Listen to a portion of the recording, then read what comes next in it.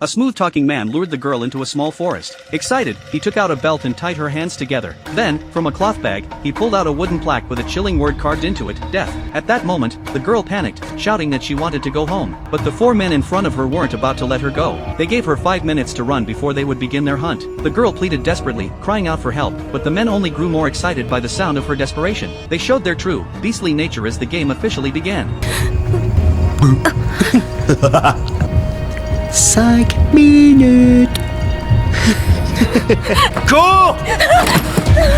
The girl, barefoot, immediately ran as fast as she could, but once deep into the forest, she suddenly stopped. Calmly, she untied her hands, slipped off her high heels, and fixed her hair as if nothing had happened. Her expression turned cold as she wiped the tears from her face and composed herself. It turned out that everything up until now had been an act. On the outside, she seemed like a sweet, innocent girl, but in reality, she was a trained assassin. From a young age, she had been professionally trained for this kind of mission. Her task this time was to take down the 4 men. They appeared to be charming, honorable gentlemen on the outside, but in secret, they were ruthless killers, often hunting down beautiful girls in the forest. The more scared their victims became, the more excited and stimulated these men got. When they tired of their games, they used the most brutal methods to kill their prey and then moved on to the next target. The girl had been assigned to pose as prey. After all, the best hunters often disguise themselves as the hunted. On this particular day, the leader of the group, as usual, was at a milk tea shop looking for a target. He spotted the girl sitting in the corner, and thought to himself, this will be tonight's victim. With a charming smile, he used his usual flirting tricks. Without a word, he grabbed the cup of milk tea she had been drinking and took a few long sips, staring at her with an intense gaze. At the same time, the girl stared back. In their minds, they were both thinking the same thing. The prey has taken the bait. Let's see how I can make you mine. The girl merely gave a half smile, then put on red lipstick, changed into a red dress, and happily agreed to meet him. Little did she know, the man had brought 3 other friends alone. Together, the 5 of them, 4 men and 1 woman, headed into the small forest, where the real game was about to begin.